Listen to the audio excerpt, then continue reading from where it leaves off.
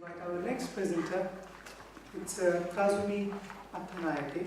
I hope I'm pronouncing it rightly. She's from the University of Bath.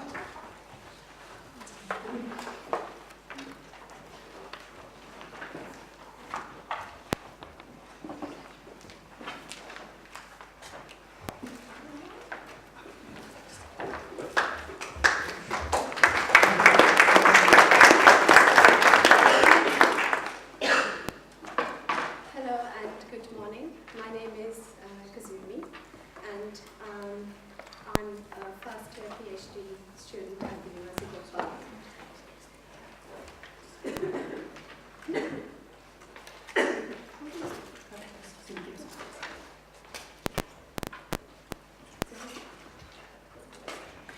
Right, let me start again. First of all, let me thank Ikuyo for that fascinating presentation, and really thank you for that guided meditation as well.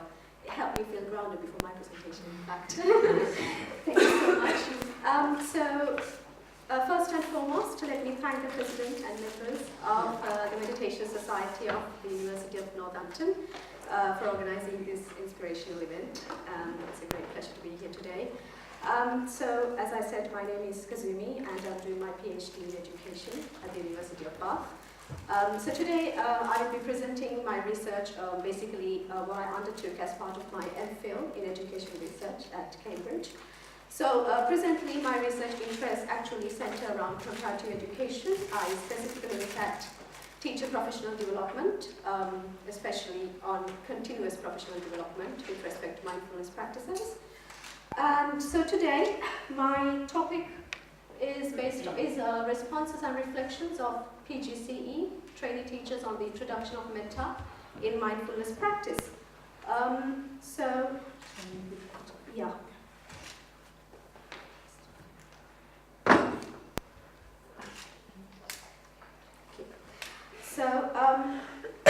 Just to give a brief idea of what my research is about, it's a small-scale study that places itself within the broader discourse of contemplative education strategies, more specifically with the aim of exploring possibilities of introducing esoteric components. And here what I mean by esoteric is I try to use Metta, which is also called loving-kindness meditation, into mindfulness practice to perceive or to investigate what teachers perceive about the benefits of incorporating such reflective practices. My presentation would take this form. I will start with the introduction, following my literature review, and so on and so forth after my discussion. For those of you who already know Metta, who may not have heard about Metta, let me just give you a brief idea. So Metta is a Pali word that originates from Buddhist doctrines, and it is used interchangeably with loving kindness. Loving kindness meditation, also called Metta Bhavana, is known to enhance feelings of compassion for oneself and others. Usually, many Buddhist authors debate about the interplay of loving kindness and Metta, but I prefer to use Gunaratana's definition because it's very concise and clear, and I will use this definition throughout my study. Moving on to the introduction. My introduction would comprise background, aims of study, and context and focus. There is a growing interest among education researchers in exploring contemplative practices and impacts on education. There is also a growing concern about increased stress levels amongst teachers in the UK. Studies on possible well-being initiatives for teachers are gradually emerging. For instance, research on improving teacher training, developing emotional competency, reflection aspects of well-being are looked into. For instance, there is evidence of teacher stress in UK schools. For instance, a survey conducted by the National Union of Teachers in 2013 highlights that teaching as the most stressful job in the UK and is often linked to mental illness. And some of the common causes of teacher stress are identified as excessive workload, increased work hours and large class size, aggression from parents and pupils, pressures by authorities such as Ofsted, and conflict with colleagues and managerial staff. So I'll move on to what the WHO speaks about well-being. So the WHO report on mental health and well-being in 2017 identifies negative implications on emotional and physical well-being and overall productivity and quality of life because of depression, which is forecasted to be the second biggest health burden worldwide by 2020. So this is the background to place my study in, because I think exploring stress is a factor that triggers various initiatives in exploring well-being. So with respect to the education sector, it calls for the introduction and promotion of programs that encourage positive thinking patterns that is teacher and child friendly. So hence mindfulness programs combined with Metta or loving kindness could be seen as integral components of such stress management programs. So let's move on to the next slide. So the aims of the study is basically to explore whether a mindfulness program that integrates focusing on enhancing compassion would help promote positive implications on teacher well-being. So the context is basically, and focus is basically a sample of 9 PGCE religious education teachers have been selected for the study. This is based on a higher education institute in Eastern England, and the data is collected through interviews before and after a Metta workshop. So my literature review is focused on these 4 areas: mindfulness, conceptualizations, origins and journey to the West, Metta, LKM and compassion, contemporary applications of mindfulness in education, and the concept of reflection. So I will not be dwelling too much on this, but I'm just going to start off with the conceptualizations of mindfulness, for the fact that that's the best place to begin. So usually, in general, we refer to mindfulness as awareness or present-centered experiences. So I draw on elements from Buddhist literature and also the more secular applications of mindfulness. For instance, in the West, mindfulness is closely associated with the work of John Kabat-Zinn and his associates in 1979. Also, Buddhist authors discuss mindfulness as what is happening and observing what is happening in exactly the way it is happening. So there are lots of conceptualizations coming in with mindfulness from traditional Buddhist literature and also a more secularized definition of mindfulness. So very little, so before moving to that, mindfulness in Buddhism. So it doesn't necessarily mean that mindfulness is only related to Buddhism. Mindfulness has also been discussed in other faiths and ancient traditions, but I do draw from Buddhism because some of the key elements of mindfulness are discussed in depth in Buddhism. And so recent studies have proven that the practice of compassion has been beneficial to psychological well-being, but apparently there is dearth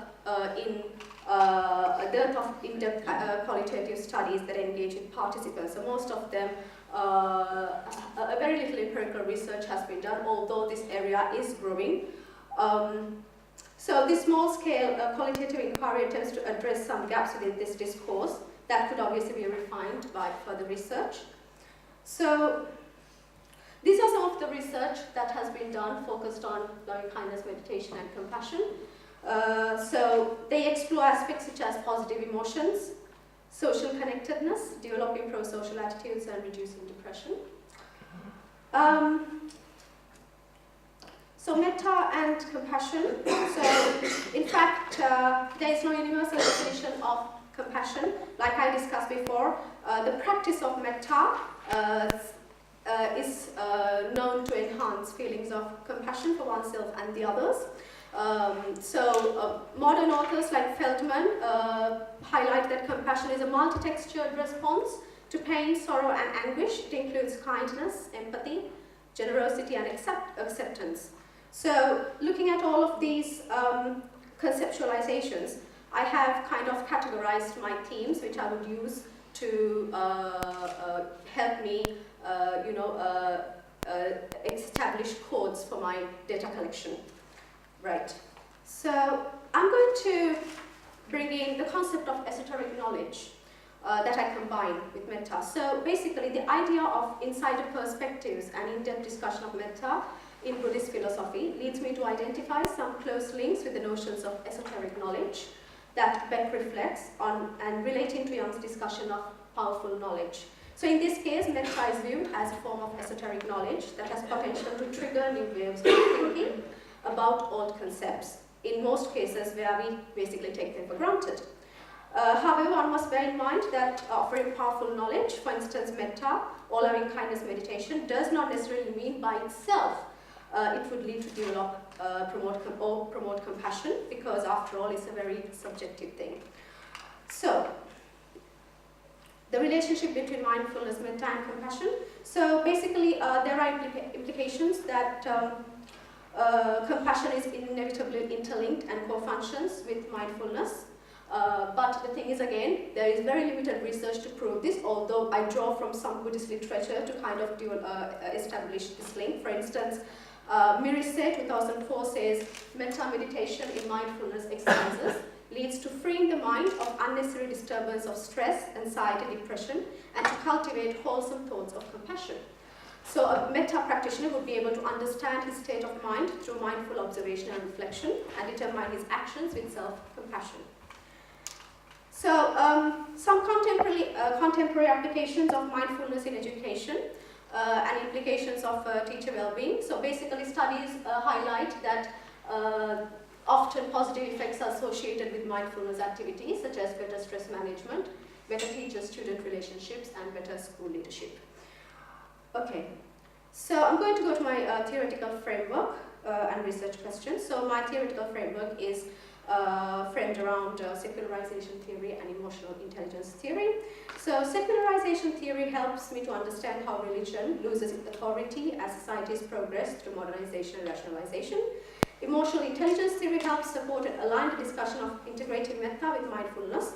It also helps to place the concept of Metta as an element of mindfulness practice more suitably within an effectual educational domain.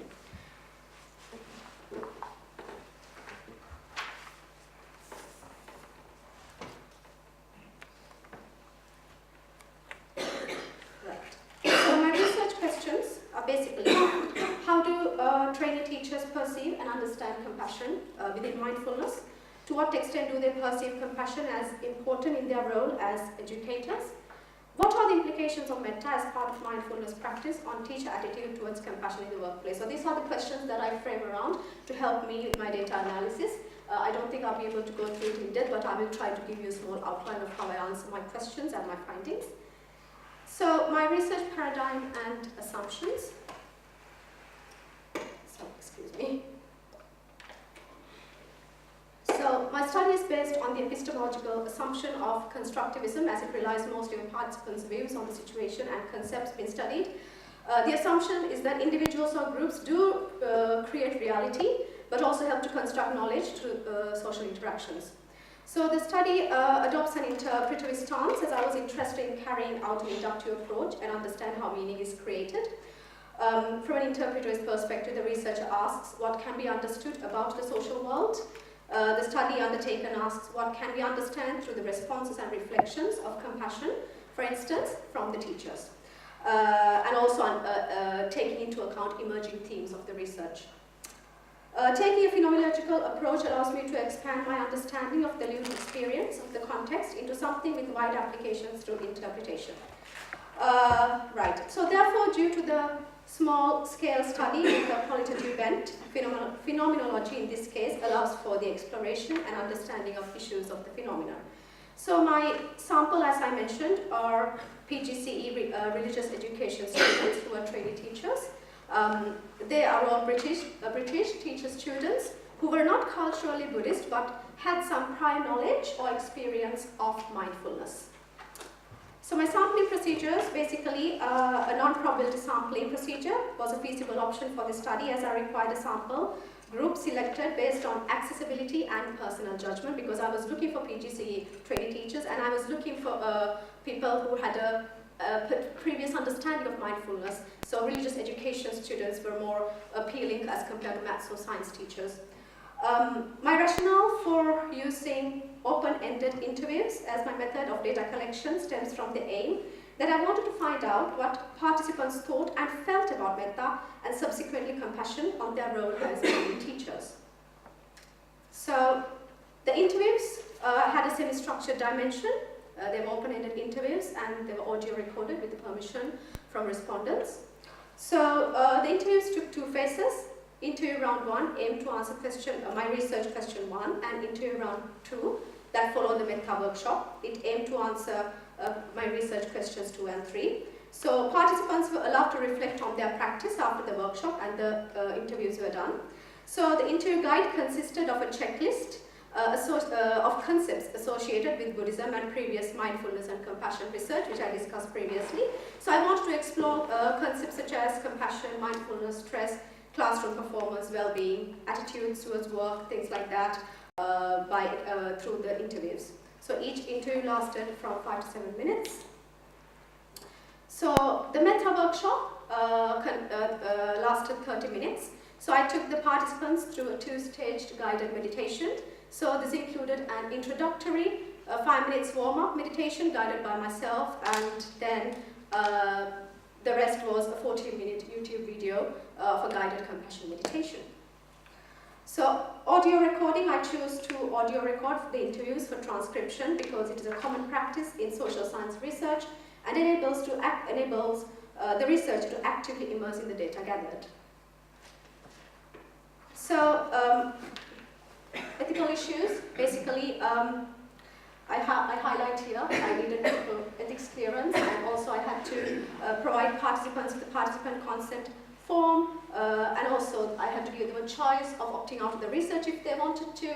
I had to offer them seating, comfortable seating, and also I had to ensure that they had no history of mental illness or any negative experience in meditations. This they would basically mention in the participant information sheets, and also assure full confidentiality. So basically, by providing assurance of confidentiality through the preliminary invitation to study, participant information sheets, and also verbally by me before every interview. I have also taken steps to secure confidentiality of the trainee teachers by replacing their true names with pseudonyms and have anonymized the Higher Education Institute. So a note on validity and reliability of this study is that I am not looking to measure any variables or generalized findings, hence the issue of validity is not highly relevant for this study.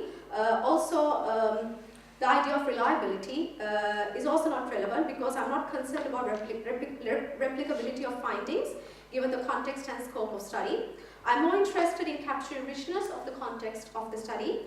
Therefore, issues of validity and reliability can be replaced to a large extent by credibility, transferability, dependability, and conformability to establish rigor and the typical nature of the study. So data analysis and reporting findings. So these are demographics of the PGCE trainee teachers. So basically,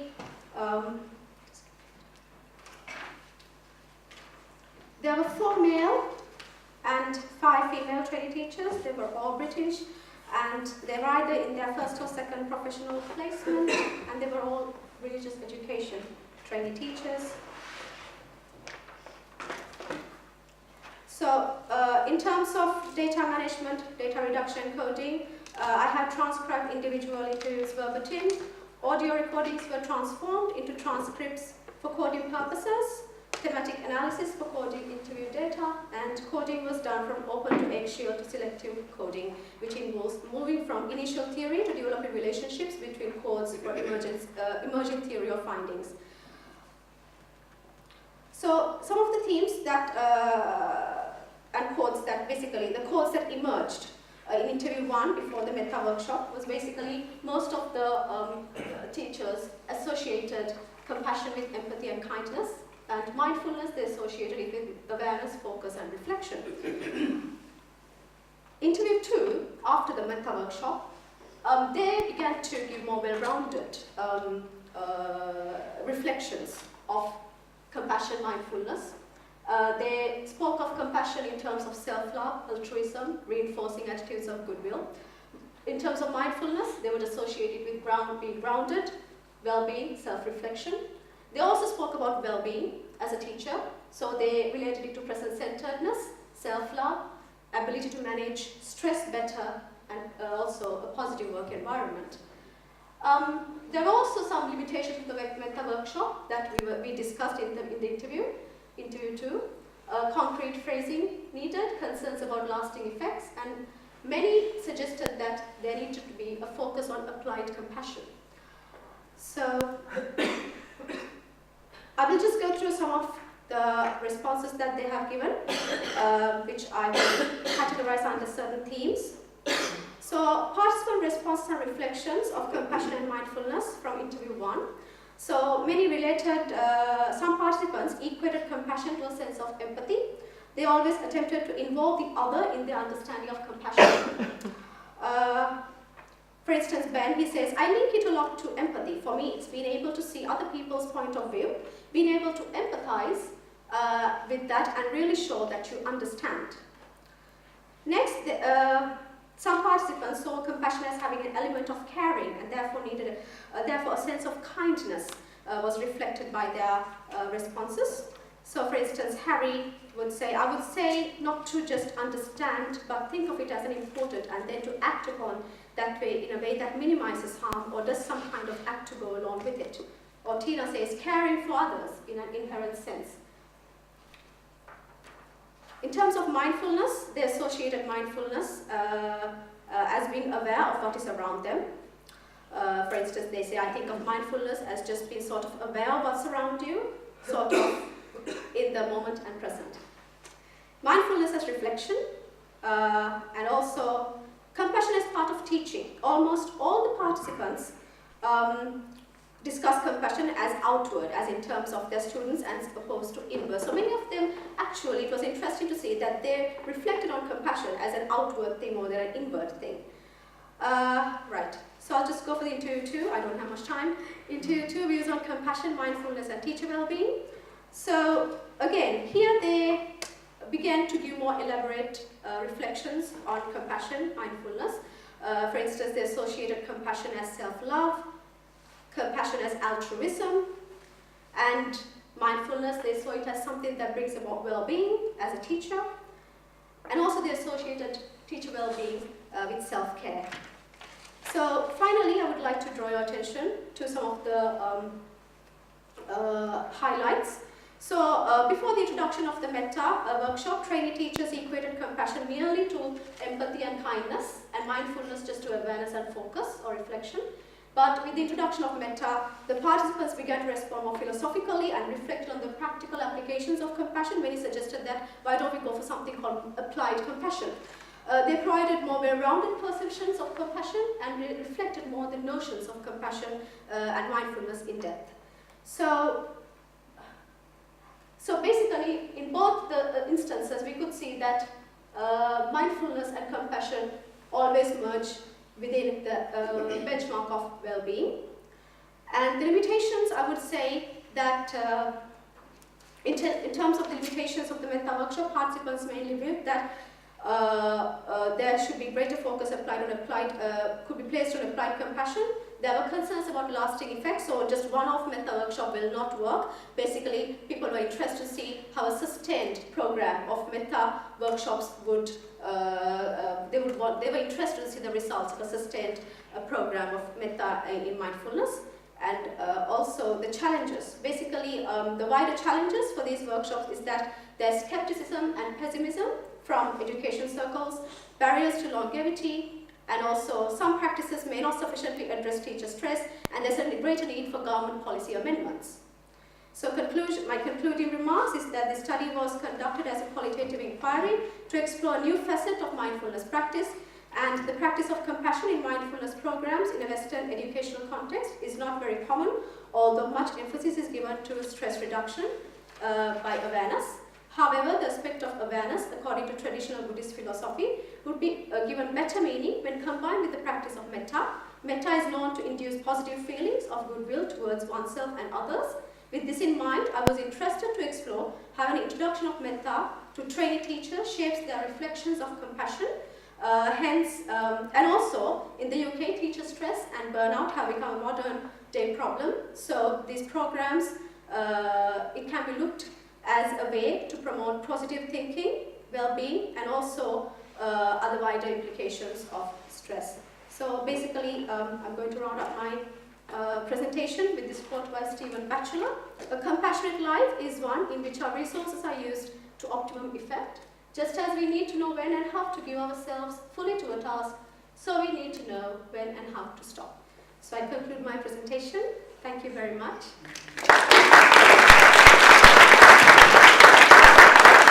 Thank you very much, very informative indeed. So we open the floor for the questions now. Anybody have any questions, any reflections? We could ask. Thank you for that. I've got a bunch of questions, but I'll Yes. save some of them later. I won't bore anybody with methodology stuff. Yeah. A couple of things struck me. One was was talking about metta as an esoteric element. Yes.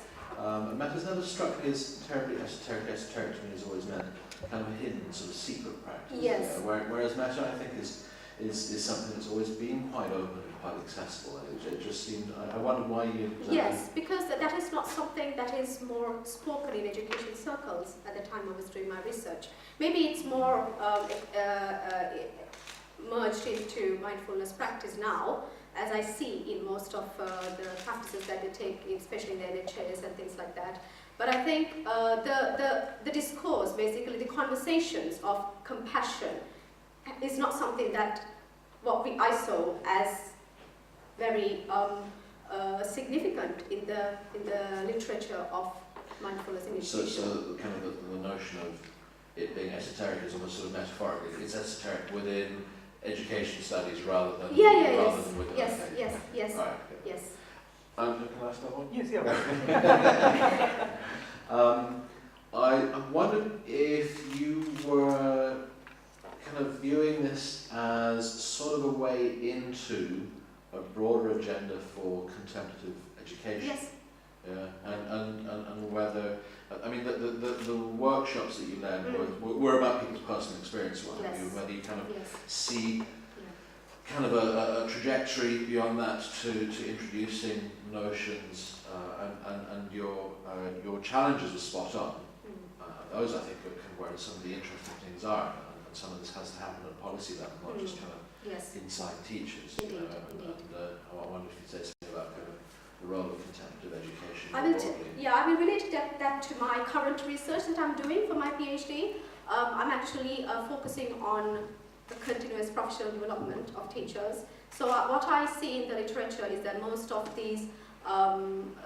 the practices that teachers engage in are basically transmissional, but not transformative. So the transformative practices, we could actually inculcate mindfulness and metta programs, because there are many teachers who complain about not just stress, but maybe just their problems of resilience, and also there are also concerns about better ways to manage their time and workload. So like I said, there is a challenge at the policy level. There's always has to, I think it's something that we can't use mindfulness as a tool to pacify the teachers in a way, but I think that kind of helps them to build a certain space around themselves whilst practicing, but that doesn't necessarily have all the answers.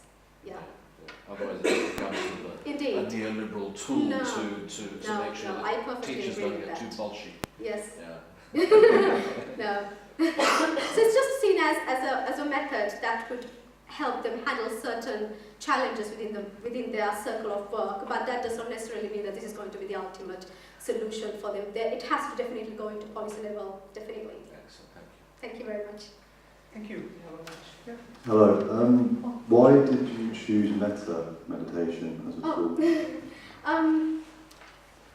I will bring that to a personal motivation because I'm from Sri Lanka, and does not necessarily mean all Sri Lankans meditate, but I have been meditating for a couple of years, and I have experienced myself on certain occasions where I am able to reflect on certain compassionate perspectives, such as having more time to engage in self-care. There are times when you are really burnt out and you really can't go on. So there is self-compassion. At the same time, there are things that happen when you engage with other people. So the reflections tend to come in. And some people don't have time to reflect on these things. So I think that's why I brought up this concept. I have also been doing research on mindfulness for my earlier postgraduate studies as well. So when I came to England in 2014, I saw that the concept of mindfulness is something that is developing. So I was interested to see what this has to do, because I was initially doing my master's in sociology. So I included the concept of secularization theory, and then I kind of paired my way towards education. So it was a very personal interest. I'm not funded by anybody to do this, and it's just a very personal motivation. Thank you. We can have one more question very quickly.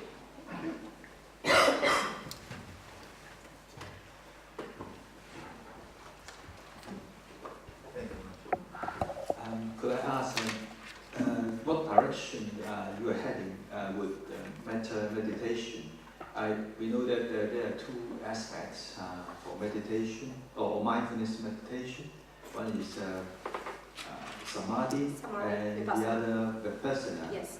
So, which direction is more on the side of your? But I'm basically bent towards, you mean?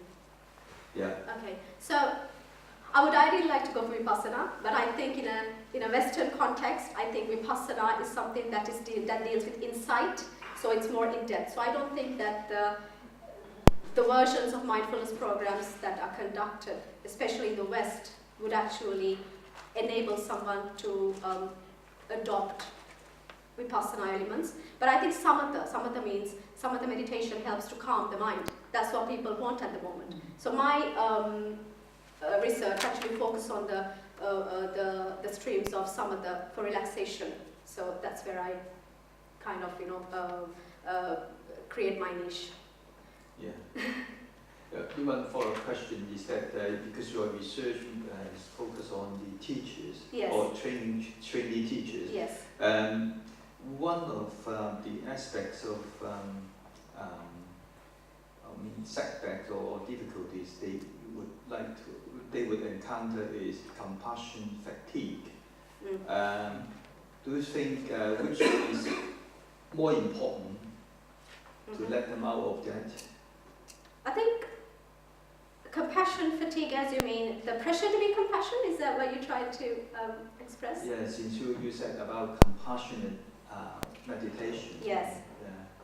You have to rescue people from, for instance, a counselor Yes. may face this, and as a teacher, they may also face that as well.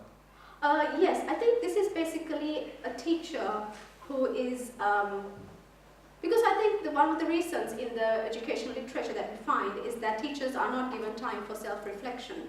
So there is no time for teachers, their peers, or the school leaders to engage in vital discussions of what problems they're facing in terms of their emotional well-being. So I think compassion, the discussions that I had with the teachers was a discussion that they probably never had in their life. They were telling, well, at the point where the Metta meditation takes them from radiating compassion from their self to, for instance, say, for someone whom they're not comfortable with, they started thinking about this. They said, well, this is something I haven't thought about. I feel uncomfortable about my peers, but I started thinking, how would I feel if I develop compassion towards someone where I don't get along with? I start to think about it. That doesn't necessarily mean they're going to do that, but I think that reflection is important for, particularly, maybe for the research. Yeah. Right. Thank you very much, Kazumi. Thank you.